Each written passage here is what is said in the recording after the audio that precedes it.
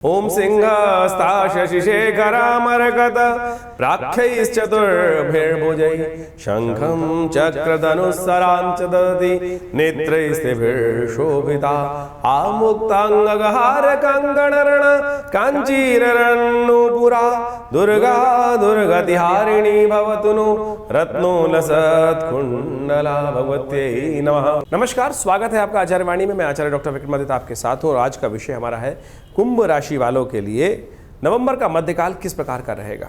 देखिए, कुंभ राशि वालों, आपकी राशि के दृष्टिकोण से जो समय है बड़ा महत्वपूर्ण है आपके लिए। आपकी राशि के स्वामी शनि महाराज जो काफ़ी लंबे समय से वक्री चल रहे थे, होने वाले हैं मार्गी।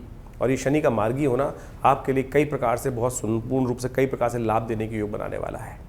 साढ़े साथी चल रही है और कहीं इसमें साढ़े साथी के जो विशेष तौर मध्यकाल आपका चल रहा है आपकी राशि के दृष्टिकोण से, शनि महाराज ने वक्री होकर उस स्थिति में कई प्रकार के विशेष तौर पर आग में घी डालने का प्रयास किया था। और ये लगातार अब जो परिवर्तन का योग बन रहा है, शनि महाराज मार्गी हो रहे हैं मध्यकाल में, साढ़े साथी के समय में शनि मार्गी चल रहे हैं। तो यदि आप अलर्ट होकर काम करेंगे तो हमें ऐसा दिखाई देता है कि ये शनि महाराज आपको इन 4 महीनों में बहुत कुछ पॉजिटिव रिजल्ट्स देने के योग बना सकते हैं। उसका आरंभ अभी नवंबर के मध्यकाल में होने वाला है, तो आप उसी को समझते हुए कार्य कर लीजिए। बहुत सुंदर तरीके से आपके लिए लाभ की स्थिति उत्पन्न करने के रास्ते शनि महाराज उत्पन्न करने के योग बनाने वाले हैं। इसके साथ साथ कई ग्रहों का परिवर्तन, सूर्य परिवर्तन का योग बनाने वाले हैं। सूर्य आपके भाग्य से निकलकर कर्म भाव में पदार्पण करने वाले हैं। तो ऐसे में सिलसिलेवार तरीके से आपको समझना चाहिए ग्रह नक्षत्रों का प्रभाव किस प्रकार का रहेगा आपके लिए। तो सबसे पहले आरंभ कर लेते हैं 11 तारीख को सोमवार का अवसर, दशमी तिथि है। और कुंभ राशि में जिस प्रकार से चंद्रमा इस दिन चल रहे हैं, चंद्रमा विशेष तौर पर आपकी राशि में स्थित होकर बैठे हुए हैं चंद्रमा के साथ में, और शनि महाराज और बृहस्पति उन पर दृष्टि डाल रहे हैं। ये कहीं ना कहीं आपके लिए बड़ा सुंदर योग बन रहा है, लाभ का योग बन रहा है, गज केसरी योग निर्माण है।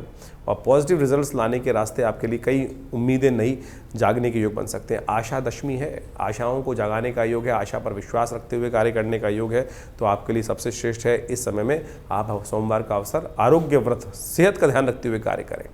मंगल विशेष तौर पर इस वक्त नीच के होकर आपके षष्ठ भाव में जो विराजमान है, वो थोड़ा सा आपके मनोमस्तिष्क में थोड़ा सा कहीं ना कहीं थोड़ा सा विचारों में नेगेटिव और थोड़ा स्वास्थ्य के मामले में प्रश्न उत्पन्न कर सकते हैं। तो ऐसे में अच्छा है कि आप महामृत्युंजय मंत्र का जप करते हुए दूध में थोड़ा तिल डालकर भगवान शंकर का अभिषेक कीजिए। ये आपके लिए अच्छा रहेगा, पॉजिटिव रिजल्ट्स, कष्टों को दूर करने वाला योग बनाएगा।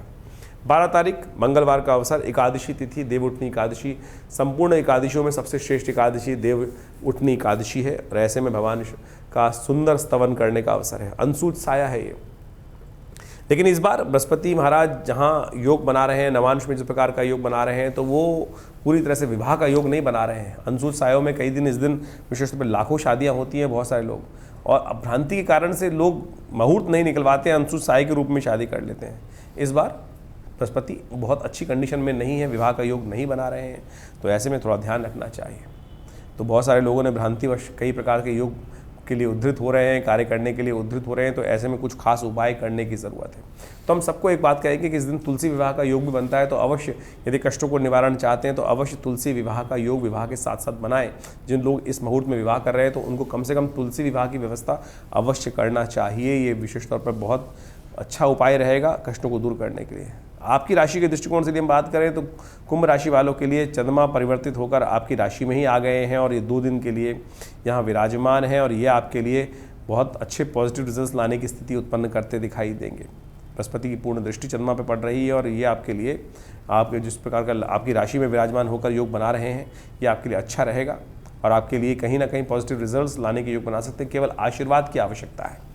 आप यदि 2-3 दिनों में रास्ते प्राप्त करना चाहते हैं, लाभ के रास्ते चाहते हैं, तो बड़े बुजुर्गों का आशीर्वाद लेकर काम करें, तो ये आपके लिए बड़ा अच्छा रहेगा, रास्ता बनेगा। सुबह सुबह कोशिश ये करें भगवान विष्णु का, शालिग्राम जी का सुंदर पूजन करें, उनको पंचामृत अर्पित करें, वो चरणामृत ग्रहण करें, तुलसी उसमें अवश्य डालें, और भगवान की कृपा से आपको आरोग्यता प्राप्त करने के योग भी बनेंगे। 13 तारीख बुधवार का अवसर, द्वादशी तिथि विद्यमान है, बुध प्रदेश का योग बना हुआ है। और ऐसे में बुध महाराज इन दिनों आपकी राशि के दृष्टिकोण से लाभ की स्थिति, सफलता की स्थिति, चीज़ों को आपके ऑर्गेनाइज करने की स्थिति उत्पन्न करने के योग बना रहे हैं बहुत बढ़िया तरीके से। ऐसे में बुध को और शक्ति देने का आपको प्रयास करना चाहिए। राशि के दृष्टिकोण से आपके ग्रहों का योगायोग कई मामलों में अच्छा है, लेकिन मंगल और बृहस्पति का योग जो बना हुआ है वो कहीं ना कहीं कष्ट देने के योग बना रहा है, तो उनका आपको खास उपाय करने की ज़रूरत रहेगी। तो ऐसे में यदि आप इस शुभ तिथि में भगवान शंकर की उपासना करते हुए उनको शाम के समय बुध प्रदोष का योग है, बुध को शक्ति देने का उपाय है, थोड़ी सी जो चीज़ें अनमैनेज दिखाई दे रही हैं उसके लिए कुछ नया विचार मन में उत्पन्न हो, उसके लिए शाम के समय अवश्य भगवान शंकर का अभिषेक करते हुए उन्हें कुशोदक से अभिषेक करें, बिल्वपत्र उन्हें अर्पित करें, कृपा होगी भगवान की। 14 तारीख की हम बात करें, बस वीरवार का अवसर, त्रयोदशी और चतुर्दशी का योग है और उस दिन मेष राशि में सुबह 3:10 पर चंद्रमा परिवर्तन करने का योग बनाएंगे और ये आपके लिए समय को उपयुक्त बनाएंगे आपके लिए। और ये आपके लिए यदि समय को सही ऑर्गेनाइज करके काम करोगे तो बहुत अच्छे से रिजल्ट लाने की स्थिति उत्पन्न कर सकते हैं। चतुर्दशी इस दिन क्षय हो रही है, त्रयोदशी उदया तिथि है, दिल्ली के पंचांग के दृष्टिकोण से चतुर्दशी क्षय रहेगी। तो ऐसे में ध्यान रखना चाहिए, नए कार्यों को हाथ में लेने से, नए प्रोजेक्ट्स को हाथ में लेने से बचना चाहिए। इस बात का ध्यान रखते हुए कार्य करोगे तो बहुत अच्छे आपके लिए स्थिति उत्पन्न करने के योग बनेंगे। यदि हम बात करें 15 तारीख की देवउठनी एकादशी का दिवस है, ये विशेष तौर पर कार्तिक पूर्णिमा का अवसर है, शुक्रवार का अवसर, पूर्णिमा तिथि, कार्तिक की पूर्णिमा, देव दिवाली का सुंदर योग बन रहा है। और साथ साथ इस दिन कुंभ राशि वालों को समझना चाहिए कि मंगल महाराज जो शनि है वो आपके मार्गी होने जा रहे हैं। शाम को करीब करीब 7:50 पर जो शनि है वो मार्गी हो जाएंगे और आगे चलने वाले 4 महीनों तक मार्गी स्थिति में चलते चलते 29 मार्च को ये परिवर्तन का योग बनाएंगे और ये आपके लिए बहुत पॉजिटिव समय है। 7:30 चलते हुए भी बहुत सारी चीज़, देखिए जीवन चलना है, अब कोई भी चीज़ चले, धिया चले, कुछ चले, लेकिन समय तो आगे चलेगा ही चलेगा। तो ऐसे में शनि का ये परिवर्तन आने वाले 4-5 महीनों के लिए आप यदि पॉजिटिव रिजल्ट्स लाने के योग बना सकता है। बिल्कुल 7:30 चलते हुए भी स्वग्रही शनि महाराज मार्गी होकर आपके राशि में आ गए, चल रहे हैं और ये 5 महीने में बहुत तेज गति से आगे निकलेंगे। तो ऐसे में आप केवल जो गति को ठीक करते हुए कार्य करना, अड़ने वाले काम ना करना। शनि महाराज क्या होते हैं, बड़े जिद्दी स्वभाव के स्वामी हैं और बड़े अड़ियल हैं, अपनी गति से ही चलते हैं। तो ऐसे में ये ध्यान ये रखना है कि हमको, कुंभ राशि वालों को विशेष तौर पर इस बात का ध्यान रखना है कि अपने विचारों में थोड़ी सी जिद ना लाएं, आलस्य को त्यागने का प्रयास करें। ये समय आपके लिए उपयुक्त लाभ दे सकता है। आपके लिए सबसे श्रेष्ठ ये रहेगा कि इस समय नित्य प्रति आप, यदि आपके लिए अच्छा ये रहेगा कि आप तिल का उपयोग करते हुए भगवान शंकर का नित्य प्रति अभिषेक कर लिया कीजिए। तिल के विशेष तौर पर उपयोग करते हुए ओम नमः शिवाय का जप करते हुए थोड़ा सा तिल भगवान शंकर पर नित्य प्रति जल में डालकर ओम नमः शिवाय का पाठ करते हुए 11 बार ओम नमः शिवाय का पाठ करते हुए यदि अर्पित करें तो शनि का अनुकूलता प्राप्त करने का योग बन जाएगा। शनिवार के शनिवार तेल का दान कर दीजिए, तिल के तेल का, यह आपके लिए बड़ा श्रेष्ठ उपाय है। और शनि की 7:30 के समय में इन उपायों को करते रहते हुए ये कार्य करेंगे तो बहुत अच्छा रहेगा। 7:30 का ट्रांजिट पीरियड है, तुलादान का भी ध्यान रखना चाहिए, आपको तुलादान अवश्य कराते रहना चाहिए क्योंकि मंगल आपके नेगेटिव चल रहे हैं इन दिनों, जहाँ चल रहे हैं वो मनोमस्तिष्क में थोड़ा डिप्रेशन ला सकते हैं। तो इस बात का ध्यान, उससे निकलने के लिए अन्नदान करना आपके लिए अच्छा रहेगा। देव दिवाली है इस दिन, कहा जाता है कि साक्षात समस्त देवता काशी के घाटों पर, क्या संपूर्ण पृथ्वी पर आते हैं और काशी के घाट में तो आज भी देव दिवाली मनाई जाती है। और कालांतर में हम सब लोग, क्योंकि दिवाली 15 दिन पहले मना के चुकते हैं, तो इस बात से उपराम हो जाते हैं कि दोबारा कोई उत्सव उससे भी ज़्यादा प्रकाश का, इस दिन तो स्वयं चंद्रमा भी प्रकाश पूर्ण देने के लिए योग बना रहे होते हैं। तो इसलिए उस प्रकाश को और प्रकाशित करने के लिए हम कोशिश करें, अपने घरों को भी प्रकाशित करें जिस प्रकार से दिवाली में हुआ। अपने घर में भगवती महालक्ष्मी का, समस्त देवताओं का, भगवान विष्णु का सुंदर पूजन करें। कहा जाता है महालक्ष्मी इस दिन लक्ष्मी और विष्णु दोनों के दोनों घर में पदार्पण करने का रास्ता आपके लिए बनाएं, तो वो लक्ष्मी जो हैं वो सदा विराजमान, पूरे वर्ष तक विराजमान रहती हैं। तो अवश्य इस दिन श्रद्धा के साथ ये उपाय करना चाहिए, कल्याणकारी योग बनते हैं। 16 तारीख की यदि हम बात करें, शनिवार का अवसर, मार्गशीर्ष महीना प्रतिपदा तिथि के साथ उदय हो रहा है। चंद्रमा इस दिन उच्च के हो गए हैं और आपकी राशि के दृष्टिकोण से बृहस्पति के साथ चतुर्थ भाव में विराजित चंद्रमा ये आपके लिए बहुत सुंदर योग बनाने की रास्ता उत्पन्न कर रहे हैं। सुख का पदार्पण करने का रास्ता बन रहा है। इस दिन सूर्य भी परिवर्तन की तरफ जा रहे हैं। सूर्य संक्रांति का योग बन रहा है। 7:32 पर सूर्य परिवर्तन करने का योग बनाएंगे। साथ साथ गजकेसरी योग का निर्माण भी हो रहा है आपके लिए। तो ये दोनों के दोनों ये परिवर्तन है आपके लिए बड़े शुभ हो सकते हैं। 2-3 दिन में कुछ ना कुछ पॉजिटिव रिजल्ट्स ला सकते हैं। लेकिन शनि का उपचार लगातार जैसा बताया है वो अवश्य करते रहिए, क्योंकि 7:30 ही चल रही है, उसका उपचार लगातार करना चाहिए आपको। 17 तारीख रविवार का अवसर, द्वितीया तिथि इस दिन है। मार्गशीर्ष के महीने में भगवान कृष्ण का प्रियतम महीना चल रहा है। ऐसे में विशेष तौर पर सुबह सुबह भगवान सूर्य नारायण को जल देते हुए कार्य करें। गजकेसरी योग का निर्माण है पूरी तरह से और अभी ये रहेगा आपके लिए। ये कहीं ना कहीं लाभ की स्थिति को उत्पन्न करने के रास्ते आपके लिए अवश्य बनाता दिखाई दे रहा है, तो उसका पूर्ण लाभ आपको लेते हुए कार्य करने का प्रयास करना चाहिए। 18 तारीख सोमवार तृतीया तिथि है। मिथुन राशि में इस दिन चंद्रमा का पदार्पण सुबह सुबह करीब 4:35 पर होगा और चतुर्थी व्रत भी इस दिन रहेगा, साथ साथ भद्रा का योग भी है। तो नए कार्यों को आरंभ करने से बचना चाहिए, क्योंकि सुबह 8 बजे से लेकर शाम के 7 बजे तक भद्रा का योग है। लेकिन ये चंद्रमा का परिवर्तन आपकी राशि के दृष्टिकोण से विजय दिलाने वाला है। ये 2-3 दिन आप जो भी कार्य करेंगे उसमें कहीं ना कहीं विजय प्राप्ति के योग अवश्य बनने के रास्ते बन सकते हैं। समय का उपयोग करते हुए कार्य करें। कोई लाख आपका बुरा चाहे, लेकिन आप पूरी तरह से विजय प्राप्ति के रास्ते की तरफ चलते दिखाई देंगे ग्रह दृष्टिकोण से। सुबह सुबह शिव का ध्यान करते हुए, शिव का पूजन करते हुए, उनका अभिषेक करते हुए कार्य आरंभ कीजिए, यह आपके लिए अच्छा रहेगा। 19 तारीख मंगलवार का अवसर और चतुर्थी तिथि उस दिन है, रिक्ता तिथि है वैसे तो, लेकिन ध्यान रखिएगा नए कार्यों को आरंभ करने से बचना चाहिए। लोहा इत्यादि घर में नहीं लाना चाहिए इस दिन। ग्रह नक्षत्रों के दृष्टिकोण से यदि समझें तो जो योग बन रहे हैं वो आपके लिए अनुकूल ही हैं, अनुकूल हैं, अच्छे हैं और ऐसे में भ्रमण के योग बनते दिखाई देंगे। थोड़ा सा ध्यान रखिएगा, इन दिनों बहुत ज़्यादा भ्रमण के योग जो है उनसे बचते हुए कार्य करने का प्रयास करना चाहिए। अननेसेसरी के चक्कर में टाइम खराब ना हो, इस बात का ध्यान रखते हुए कार्य करेंगे तो अच्छा रहेगा आपके लिए। मंगल इन दिनों बहुत कमज़ोर है, मंगलवार का दिवस है, तो कोशिशें करें, हनुमान जी का सुंदर स्तवन करें, हनुमान जी को चोला चढ़ाएं, वो आपके लिए अच्छा रहेगा। पीपल के पत्तों की माला बनाकर एकादश 11 पत्तों की माला भगवान को अर्पित करें, यह आपके लिए मंगल के नेगेटिव प्रभाव को ठीक करने वाला रास्ता उत्पन्न करेगा। 20 तारीख का दिन बुधवार का अवसर। चंद्रमा सुबह 8:51 परिवर्तन करके छठे भाव में मंगल के साथ विराजमान होने जा रहे हैं। स्वास्थ्य का ध्यान रखते हुए कार्य करने की ज़रूरत है। आने वाले 2-3 दिन मौसम परिवर्तन के साथ साथ थोड़ा स्वास्थ्य पर भारी पड़ सकता है। चंद्रमा भी छठे भाव में, मंगल भी छठे भाव में, ये कहीं ना कहीं थोड़ा सा स्वास्थ्य के मामले में भारी पड़ने के योग दिखाई देते हैं। ऐसे में गेहूं का, विशेष तौर पर चावल का दान या अन्न का दान करना आपके लिए अच्छा रहेगा। गौशाला में हरी चारा या जो विशेष तौर पे कुछ हरी सब्जी इत्यादि जो है वो गाय को खिलाइए। देखिए नेगेटिव प्रभाव से पॉजिटिव प्रभाव पर परिवर्तन करने में रास्ता बनेगा। तो इस प्रकार से ग्रह नक्षत्रों का प्रभाव तो आपने समझा ही। इसके साथ साथ वास्तविक तौर पे समझें कि ये जो ग्रहों का परिवर्तन हो रहा है, यदि हम समझें कि बृहस्पति शनि महाराज जो है इस नवंबर के मध्यकाल में वक्री से मार्गी हो रहे हैं, इसके साथ साथ बृहस्पति अभी वक्री चल ही रहे हैं, मंगल का जो बड़ा विचित्र प्रकार का योग चल रहा है, ये सारा का सारा ग्रहों का योग कहीं ना कहीं बहुत विशेष तौर पर हर राशि पर प्रभाव डालने के योग बनाता है, हर व्यक्ति पर प्रभाव डालने के योग बनाता है। तो आपकी राशि के दृष्टिकोण से आपने उसका पूरा प्रभाव समझा और किस प्रकार के योग आपको जीवन में चलने के, आगे बढ़ने के लिए चाहिए, ये बात आपको समझनी चाहिए। शनि महाराज मार्गी हो गए हैं और मार्गी होकर अभी कम से कम 3-4 महीने जो है मार्च के अंतिम भाग तक यहीं पर पूरी गति से आगे बढ़ेंगे और ऐसे में बहुत कुछ परिवर्तन का अद्भुत योग बनाने की स्थिति उत्पन्न करेंगे। तो आपको जो जो उपाय हमने आपको समझाने का प्रयास किया उन सबको आपको अच्छे से समझने का प्रयास करना चाहिए। मार्गशीर्ष का जो महीना आरंभ हुआ है इसके अंदर बड़ा विचित्र ग्रहों का योग बन रहा है और साथ साथ इस ग्रहों में, इस महीने में यदि हम समझें तो करीब करीब 5 शनिवार और 5 रविवार का योग भी बन रहा है। ये 5 रविवार 5 महीने का जो शनिवार का योग है शुभ नहीं माना जाता। ये कहीं ना कहीं जीवन में कष्ट उत्पन्न करने के योग बना सकता है। वैश्विक दृष्टिकोण से देखा जाए तो ये दिखाता है रोग शोक इत्यादि के योग बन सकते हैं, संघर्ष तनाव इत्यादि के योग पूरे विश्व में बनते दिखाई दे रहे हैं। जो जिस प्रकार की ग्रह स्थिति चल रही है वो कहीं ना कहीं विश्व में कोलाहल उत्पन्न करने के योग बनाए रही है। जिस प्रकार से आप देखें जो स्थिति चल रही है पूरे मिडिल ईस्ट के अंदर वो दिखाई देती है, कहीं ना कहीं ये आगे जाके भयावह इसके परिणाम सामने आने के योग बन सकते हैं। तो ऐसे में विशेष तौर पर और ग्रहों का परिवर्तन यदि देखें तो शनि महाराज का जो वक्री से मार्गी होना है ये बाजार के रुख को भी बड़ा विशेष तौर पर पलटने के योग बना सकता है।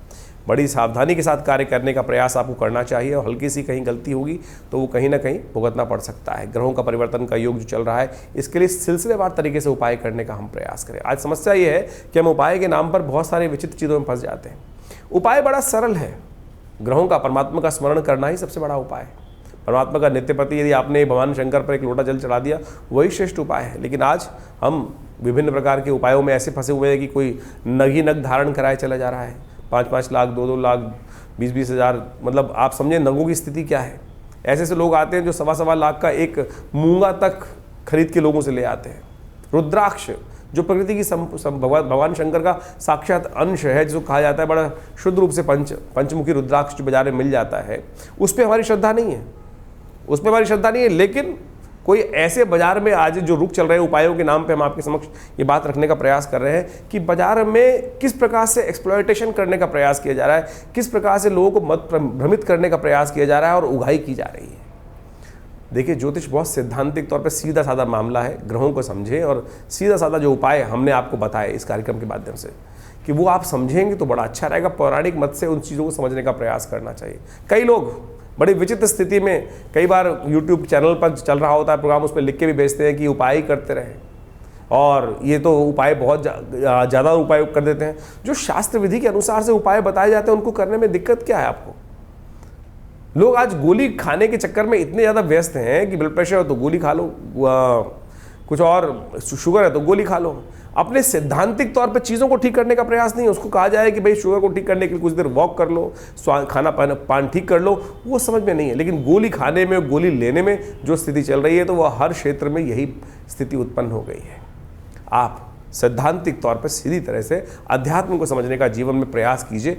यही वास्तविक तौर पर उपाय और जीवन में शुभ देने के रास्ते बना सकता है।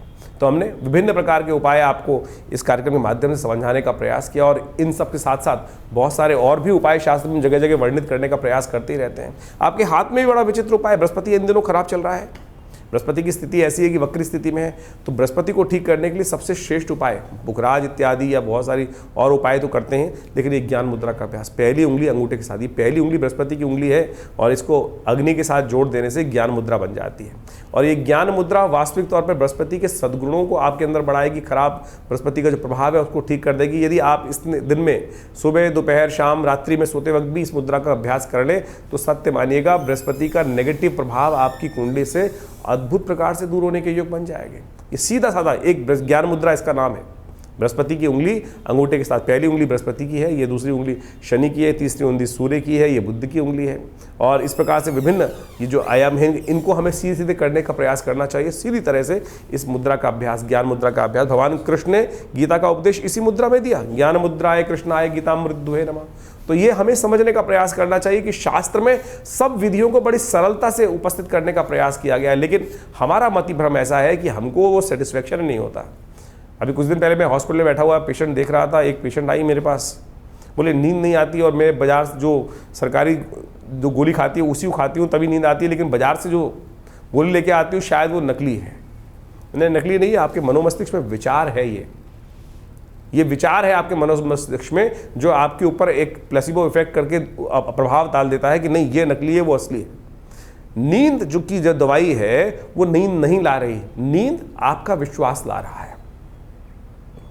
जो ग्रह का उपाय है वो आपका विश्वास कर रहा है, सीधी तरीके से कर रहा है। ये पैसे खर्च करके, जो लाखों रुपए खर्च करके लोग आज कई प्रकार की परिस्थिति को उत्पन्न करने का प्रयास करते हैं, वो उपाय बिल्कुल मंत्र का प्रभाव है, अनुष्ठान का प्रभाव है, नगु का प्रभाव है, लेकिन मुख्य विश्वास जो उपाय है वो आपका विश्वास है। यही आपको समझने का प्रयास करना है। और जितना आपका विश्वास कच्चा होगा उतना इस संसार में हर शाख पे उल्लू बैठा है। आप समझ लें, हर शाख पर कहीं ना कहीं कोई लूटने के लिए बैठा है, हर मोड़ पे कहीं ना कहीं कोई लूटने को बैठा है, फिर आप लूटते जाइए। तो सीधी तरीके से ज्योतिष के सिद्धांतों को हम इस कार्यक्रम के माध्यम से आपके समक्ष उपस्थित करने का प्रयास करते हैं और ये विशेष तौर पर इस सब सिद्धांतों को आप समझेंगे तो अच्छे रूप से कार्य करने के योग बना पाएंगे। इन दिनों ग्रहों की स्थिति जो है वो हमने आपके समक्ष उपस्थित करी। हमारे आश्रम से बहुत सारी विभिन्न प्रकार की पुस्तकें समय समय पर निकलती रहती है ज्योतिष के दृष्टिकोण से। बहुत सारे ग्रंथ, बहुत सारे किताबें, करीब 50 से ऊपर डिफरेंट किताबें आश्रम की तरफ से प्रकाशित की गई हैं। उन सबको भी आप पढ़ सकते हैं और आश्रम से जुड़ सकते हैं। समय समय पर आश्रम में बहुत सारे कार्यक्रम भी रहते हैं और सुंदरकांड के कार्यक्रम, यज्ञ इत्यादि का हर रविवार को विशेष यज्ञ होता है। हर रविवार को विशेष यज्ञ में जो नवग्रह शांति महायज्ञ के नाम से सुबह 8 बजे से लेकर करीब 10 बजे तक कार्यक्रम चलता है, उसमें आप सादर आमंत्रित हैं और विशेष तौर पर उन सब कार्यक्रम में जुड़कर आप आश्रम के साथ जुड़े, यज्ञ में भाग लें, भगवती का दर्शन करें। हाँ, एक बात और, बहुत सारे लोग आज हमारे आश्रम में कई बार कॉल करके कहते हैं कि हमारी आचार्य विक्रमादित्य जी से बात हुई है, मेरे से बात हुई है। मेरे से बिना अपॉइंटमेंट के बात नहीं हो पाती है। आप जब भी आप कोशिश करें हमसे बात करने के नाम पर कोई बात करना चाहता है हमसे, तो फेस टाइम पे ही बात करने का प्रयास करें। मुझे कई कंप्लेंट इस प्रकार की आई हैं बहुत सारे हमारे आश्रम के जो लोग हैं उनके द्वारा कि कई लोगों ने कह दिया कि कोई आचार्य विक्रमादित्य बनकर आपसे फ़ोन पर बात कर लेता है। तो भाई, या तो मिलना चाहते हैं तो विवेकानंद योगाश्रम दिल्ली में आए। मैं दिल्ली में ही रहता हूँ, दिल्ली में ही हमारा आश्रम है, विवेकानंद योगाश्रम, लक्ष्मी नगर जमुना पार्क में बहुत बड़ा आश्रम है, यज्ञ हॉस्पिटल है पूरा प्राकृतिक चिकित्सा योग का। मैं कहीं और नहीं जाता हूँ, केवल विवेकानंद योगाश्रम दिल्ली में, या फिर आप मुझसे मिलना चाहते हैं तो यहीं आकर आप मिल सकते हैं, या फ़ोन पे बात करनी है तो फेस टाइम पे फ़ोन पे बात कर लें, व्हाट्सएप पे जो कॉल कर रहे हैं बात कर रहे हैं उस पर आप वीडियो कॉल पे बात कर सकते हैं। लेकिन अगर कोई आपको ये कहता है कि मैं आचार्य विक्रमादित्य बोलकर आपसे बात कर रहा है, कोई पैसे लेना चाहता है, तो वो गलत है। तो इस बात को आप ठीक करते हुए समझते हुए कार्य करेंगे तो अच्छा रहेगा। हमने आपके लिए ये सूचनार्थ इस कार्यक्रम में विषय डाला है, तो इस बात से आप अच्छे से समझ लीजिए, क्योंकि इस समाज में बहुत सारे लोग हैं कि जो नाम खराब करने की स्थिति उत्पन्न करते हैं। तो आप आशा करते हैं आप सरलता से सब चीज़ों को समझते हुए कार्य करेंगे तो अच्छा रहेगा। धन्यवाद, नमस्कार।